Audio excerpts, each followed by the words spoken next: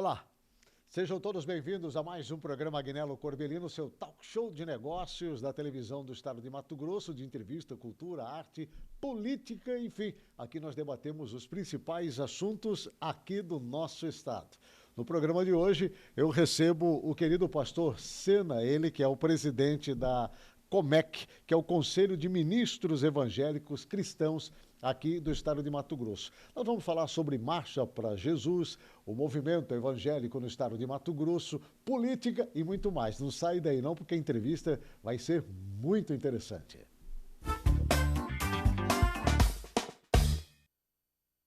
Conforme anunciamos, Pastor Sena conosco no programa de hoje. Pastor Sena, seja bem-vindo. É muito bom rever o amigo e poder conversarmos no programa de hoje.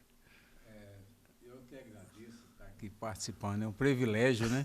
Que a gente sempre vem acompanhando, e não é de agora, né? Eu acompanho o seu trabalho jornalístico desde Rondonópolis. Né? Verdade. É um tempão e aqui nas televisões onde você passou, sempre esse bate-papo, essa informação e o mais importante, uma entrevista franca, aberta, né? Pode-se falar, né? Não é engessado. Então isso é importante, é um prazer estar aqui para a gente trazer as boas notícias da marcha, do trabalho do Conselho de Ministros Evangélicos da Frente Cristã aqui no Mato Grosso, né? E evidente falar também das eleições de 2026, estamos vivendo dias próximos das convenções aí, e tem muita coisa boa aí. E o movimento evangélico, ele está diretamente ligado a todo esse envolvimento político, né, pastor Sena? Bem, o senhor está nesse momento como presidente da COMEC, né, que é o Conselho de Ministros Evangélicos Cristãos aqui do estado de Mato Grosso. Há quanto tempo já, pastor Sena? Olha, o Conselho de Ministros, o COMEC, ele foi fundado em 1985. Né? E eu participei dessa fundação junto. Tem 41 anos de fundação e eu sempre participei das diretorias, mas nunca quis ser presidente. Sempre sendo ali... Ajudando a construir. Ajudando a construir, né? E, para falar a verdade, meu filho primogênito, Fábio Sena, foi até presidente primeiro de que eu do Conselho. Mas eu nunca tive essa ambição de ser o presidente. Eu queria estar sempre ali ajudando nos bastidores, na construção. Sempre ocupei diretoria de ação social, política, exatamente pensando nas dificuldades que as igrejas, que as entidades tinham para poder chegar aos órgãos públicos e mostrar o serviço que está fazendo e precisava do apoio do poder público. Né? E, recentemente, após a findado do mandato do pastor Fábio, o pastor Daniel Alves, que é o pastor da igreja IBN Vinho Novo, ali na Viola de Coxa ali da IBN, Igreja Batista Nacional. Igreja Batista Nacional. Eu falei com ele, você não entra como candidato a presidente, rapaz, você é uma pessoa de referência e tal. Aí ele fez a proposta, eu só vou ser presidente se você for vice. Aí eu falei, bom, vice não manda em nada mesmo, então não tem problema não, eu vou ser vice. Se é para você ser presidente, montamos uma chapa, ganhamos a eleição, e aí um ano depois ele teve problema de saúde, problema pessoal, e ele chegou para mim e falou assim, pastor Sena, eu sinto muito, mas eu vou ter que renunciar, porque eu vou fazer cirurgia, e aí estou com problemas pessoais, eu não vou conseguir tocar o conselho como a gente tem que fazer, e como você já é fundador, conhece toda a história, você assume a presidência, né? E eu sempre falo que eu nunca fugi de uma batalha, né? Deus me chamou, eu falei, não, se você quiser, você pode fazer outra eleição. Eu falei, não, vou assumir, vamos trabalhar. E aí nós assumimos, ficamos o resto do mandato, aí fui para a reeleição, né? A reeleição foi uma batalha, eu achei que ia ser uma reeleição chapa única, mas apareceu mais uma chapa, né? E aí foi um trabalho assim muito bacana, porque minha esposa falava assim, você não vai fazer campanha não? Eu falei, eu não vou não. O povo é que sabe quem que eles vão escolher. Eles já me conhecem há 41 anos dentro do conselho. Se eles acharem que eu fiz um bom trabalho aqui recentemente e que eu vou fazer algo pelo conselho, eles vão me eleger. Entendi. O pastor Sena, como é que o senhor enxerga esse movimento cristão, evangélico hoje, dentro do contexto social não só a nível de Brasil, mas especialmente falando aqui do nosso estado de Mato Grosso? Covelino, é o seguinte, veja bem, existe uma grande barreira no sentido igreja e sentido social anexado com o poder público. Aquela tônica que impregnaram as igrejas no passado, onde falava assim, a igreja não se mistura com política, então não vai buscar nada da prefeitura, nem do governo estadual, nem federal. E nós entramos, então, mostrando para as pessoas o seguinte, que nós somos cidadãos com o mesmo direito de todos. E que a gente precisava fazer mais o social. Eu sempre fui muito amigo dos diretores da escola adventista, inclusive quando o Fábio tinha um programa, eles eram parceiros nossos, então a gente desenvolveu muito, e eu me aprofundei muito no trabalho social que a adventista faz na área de educação. Eu falei, gente, é isso que a igreja tem que fazer. A igreja não pode ficar militada só dentro de 4 paredes, pregando o evangelho, não. A nossa função é educar, é ensinar, é preocupar com quem está lá do lado de fora, na rua, e é nossa missão. Eu falo o seguinte, todos nós temos que até sentir vergonha quando a gente vê as pessoas passando necessidade e a gente está de boa, tranquilo, braços cruzados. Então, o social hoje mudou. A igreja saiu para fora. Então, hoje a igreja trabalha muito. Você vê que a igreja é entregando marmita, é entregando sacolão, é ajudando, é casa de recuperação, mesmo sem o auxílio governamental, não para de fazer o social. Então, hoje a igreja, nós estamos conclamando que a igreja abraça o trabalho social. A guerra na Alemanha, quando Hitler dominou o mundo, né, e que ele começou a fechar as igrejas, qual foi a única igreja que ele não fechou na Alemanha? A adventista. Porque a adventista tomava conta de toda a educação do país. Se fechasse a igreja adventista, não tinha educação no país, e ela perdurou lá. Você vê por quê? Porque não ficou só nas 4 paredes, ela fez parte da sociedade. E é isso que a igreja tem que acordar.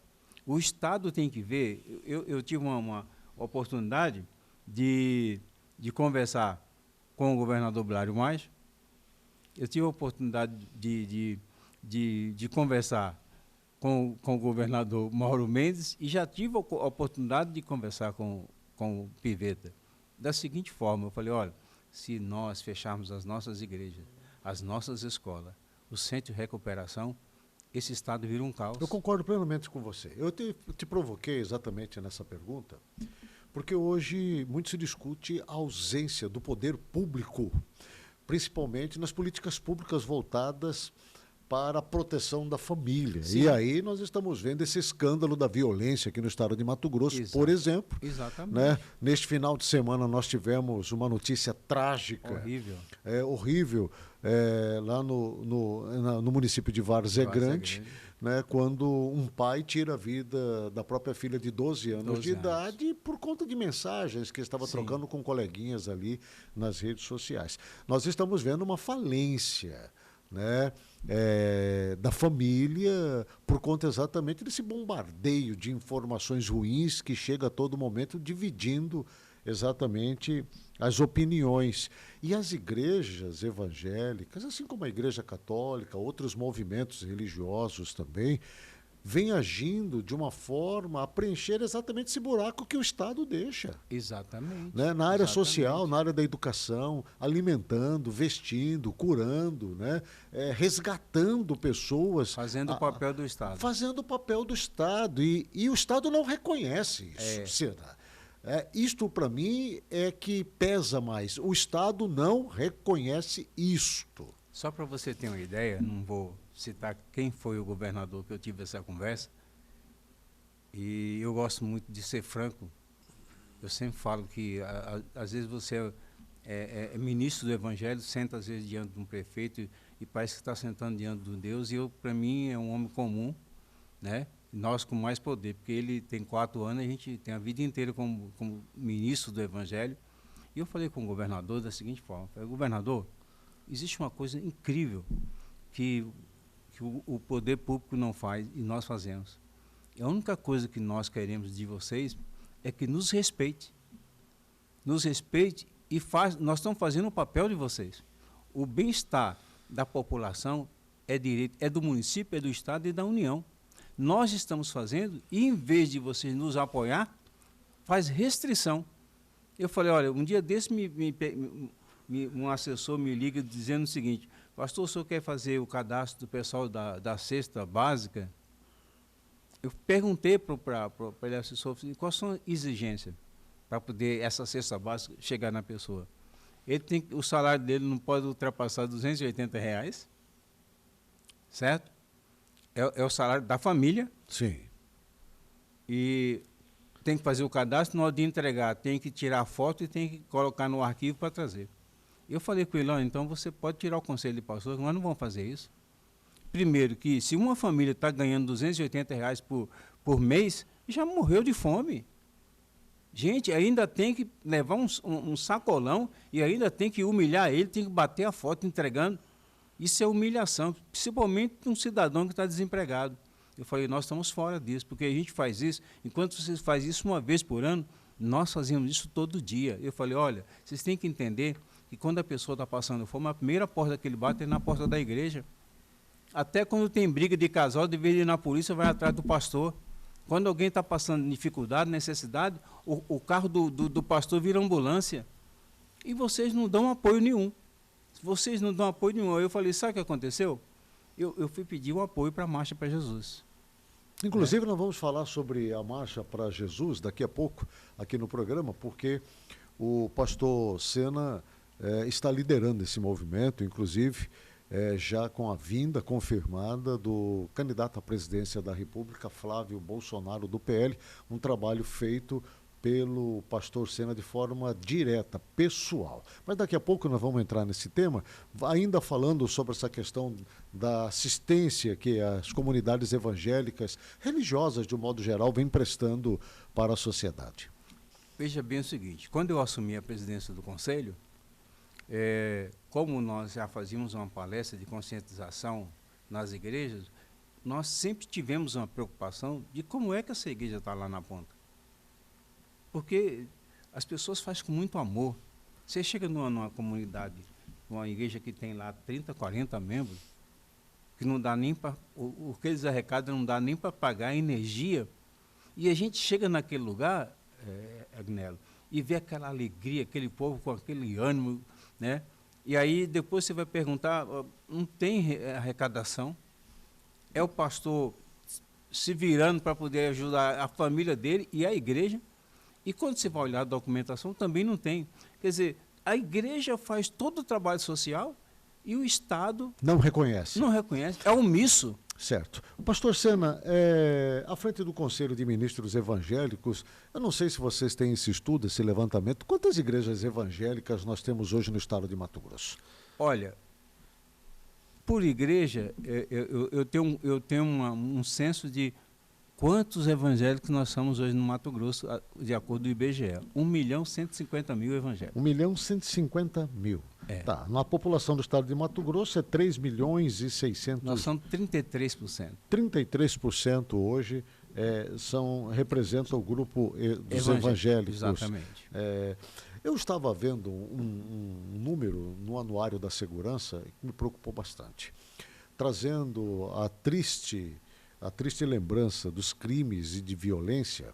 E o senhor falou minutos atrás que o primeiro lugar onde a família vai buscar proteção é na igreja, não é na polícia. Eu concordo com o senhor.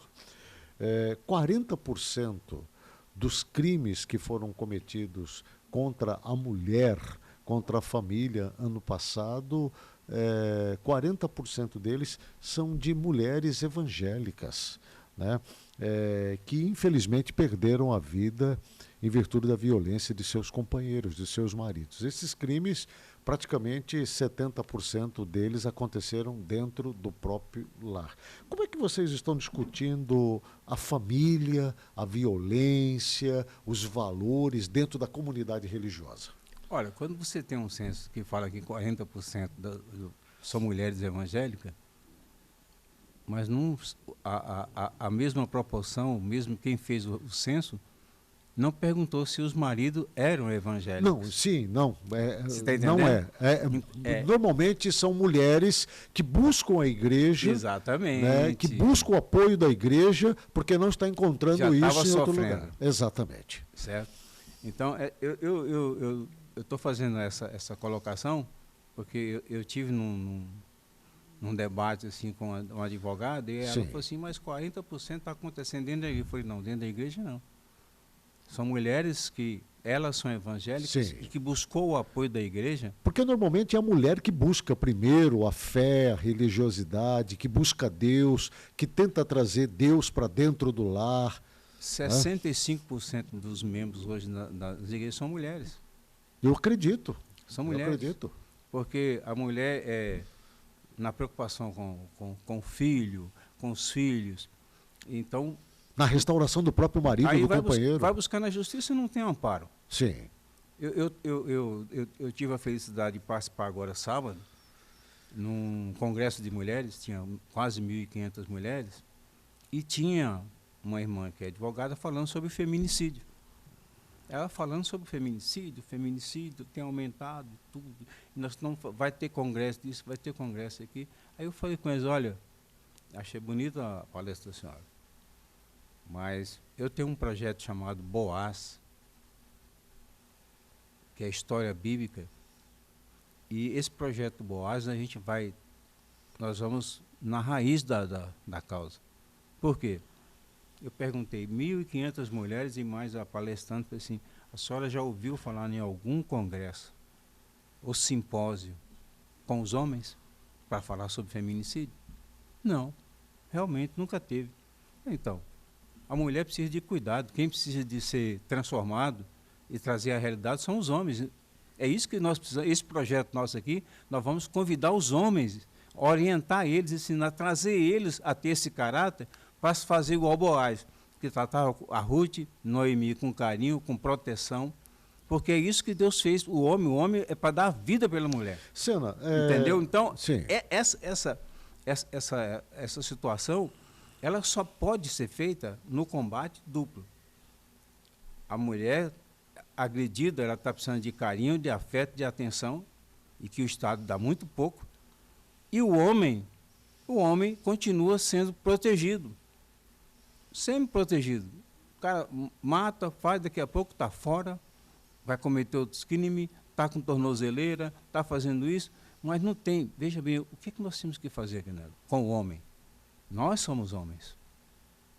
É chamar ele para o caráter do homem. A Bíblia fala que a mulher é o sexo mais frágil, mas não é para judiar, é para cuidar. Se ela é frágil, é para cuidar. E o homem impregnou, por muitos ensinam a questão do machismo, até usando a Bíblia. Aí em Coríntios fala que a mulher tem que ficar calada. A igreja de Coríntios era um lugar onde tinha muita prostituta. Entendeu? Fica calada, quieto. Mas não. Agora vocês trazem para o Evangelho de Jesus. Quem primeiro anunciou o Evangelho foi as mulheres. Quem primeiro acreditou em Jesus foi as mulheres. Quem primeiro trouxe a notícia foi as mulheres. Pastor Sena, hoje eu tenho visto muitas discussões e uma ala da sociedade, né, não vou aqui dizer se é uma ala grande, pequena, enfim, mas uma ala da sociedade atribui, obviamente, uma negatividade muito grande a esse movimento evangélico que nós temos hoje. Sim. Né, diante de um cenário de inúmeras denominações Sim. evangélicas, cada uma, obviamente, defendendo as suas doutrinas, Sim. defendendo as suas origens, né, a sua maneira de pregar o evangelho. Com certeza. E diante dessas denominações religiosas, tem alguns personagens que não passam uma boa imagem, uma boa impressão para a sociedade. Com certeza. Né? Como é que vocês discutem também esta situação, uma vez que vocês são colocados em dúvida por parte da sociedade com relação se realmente vocês do movimento evangélico, os líderes evangélicos estão cumprindo o seu dever? Primeira coisa que um certo dia eu entrei num gabinete de um deputado, ele olhou para mim assim, estava eu, meu irmão mais velho, e ele olhou assim, pastor Sena, me explica por que tem tanta igreja. Eu olhei para ele e falei assim, você já aceitou Jesus em alguma delas? Não. Então ainda vai aparecer uma que você vai aceitar Jesus. Cada igreja é uma ferramenta, é uma isca, é uma forma para atrair a sociedade ao Senhor Jesus. Quanto aos líderes, em qualquer segmento, advogado, na polícia, tudo, tem os bons e tem os ruins. Agora, no segmento, é minoria. E a igreja, a obrigação dela, mesmo que o cidadão erra, é tratar ele. Não é julgar ou empurrar, porque se Jesus morreu para nos dar oportunidade, se alguém erra, nós também vamos dar a oportunidade de recuperar. Agora, isso é minoria. Não se pode comparar todas as igrejas. Eu tenho, você vê, vamos citar por bairro. Pedra 90 tem 120 igrejas. Então, 120 igrejas deve ter 2 pastores por igreja ali, tem 240 pastores. Certo? Só na região do Pedra 90, 240 pastores, 120 igrejas. Certamente que as 120 igrejas não vão estar corretas, os 120 líderes ali não vão estar corretos. Mas você não pode julgar a maioria pela minoria. Entendi. Entendeu? Tem defeito? Tem erro? Os grandes aparecem aí em escândalo? Aparece. Mas a Igreja Católica também não tem escândalo? O Papa até proibiu agora tanta coisa dentro da Igreja Católica por causa dos escândalos. A igreja, os espíritas também, os que não têm religião nenhuma, né? E nós estamos vendo aí no poder público toda hora manifestação da Polícia Federal, operação isso, operação, já deram tanto nome de operação, mas aí a sociedade, ou parte da imprensa, oculta isso. O senhor acredita que a sociedade, diante de tudo aquilo que nós estamos vendo ao redor, ela está doente ou nós passamos por um processo de deteriorização da moral, da ética, né, da falência cultural, educacional? Como é que o senhor pontuaria estas questões? Num país onde a desigualdade financeira é gritante, a desigualdade social é terrível no país. Horrível, né? E isso vai trazendo uma descredibilidade muito gigante. Na verdade, a igreja, ela trabalha contra isso para poder trazer as pessoas. Mas, olha bem, o movimento que mais cresce no mundo e no Brasil, nós crescemos 6,5% ao ano. Só fala o movimento evangélico. O movimento evangélico significa o quê? Que há uma credibilidade de esperança das pessoas de mudança. Por exemplo, Corbelino, eu estive em São Paulo participando da marcha, tinha mais de 2 milhões de pessoas marchando. Muita gente. E eu ficava de cima do trio elétrico, olhando ali, o pessoal assim, ó. Aí eu olhei assim, por isso que Deus chamou de ovelha. Tudo juntinho, caminhando aquela multidão, sem acidentes, sem atropelamento, sem nada, só o poder de Deus. E eu fico pensando assim, como é que as pessoas só se levantam contra um segmento desse? Porque estão com medo.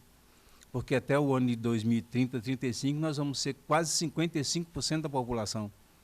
Então, a mudança é fora do comum. Nós estamos ocupando os espaços para fazer diferente, para fazer o bem. Sim. Aquilo que a sociedade está precisando. Se procura a igreja, é porque acredita na igreja. Certo. E como é que o senhor enxerga o movimento evangélico adentrando cada vez mais no processo político no país, né, oferecendo nomes em todo o território nacional para as mais diferentes disputas? Veja bem o seguinte, as pessoas falam que nós estamos agora invadindo o espaço político, né? Mas para quem conhece a Bíblia, sempre foi assim. Não mudou nada, desde o Velho Testamento. Se a gente começar a olhar as melhores histórias daqueles que ou estavam no poder ou estavam auxiliando o poder, você vê que Nabucodonosor tinha lá 3 príncipes, povo de Deus cuidando, é quem cuidava da parte de finanças, quem cuidava de tudo, estavam ali os 3, e tinha Daniel, o mentor de todas essas coisas. Aí você vai olhar, Esse dia eu estava falando, eu puxei um texto com o pessoal, falei, gente, ó, eu sou contra essa polarização, essa briga de direita e de esquerda, sabe por quê? Vamos falar daqui a pouquinho sobre isso. Então, viu? aí você busca lá José do Egito. Todo mundo fala da história de José do Egito, né? Meu Deus do céu, José do Egito, se Deus tivesse falado para ele, ele ia sofrer tanta coisa para depois virar governador, ele só não entendia. Ele sonhou, e aí foi até chegar dentro, aí foi lá para dentro do Egito, onde estava lá o faraó, o homem que mandava matar os cristãos. Deus colocou ele lá dentro, se transformou no egípcio, cortou o cabelo igual o egípcio, vestiu igual o egípcio, e Deus foi levantando ele lá de dentro.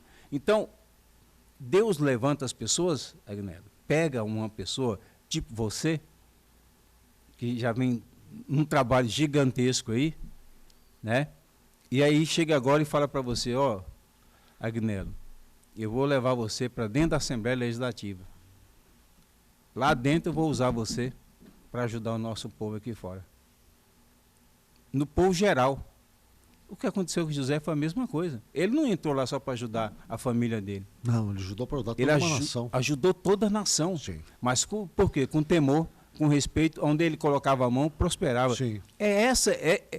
Isso sempre aconteceu. Agora, acordou de uma vez porque tinha uma política que dizia o seguinte, o Estado é laico, a igreja não se mistura com política, aqueles pregadores antigos falavam assim, a política é do diabo, entendeu? Por quê?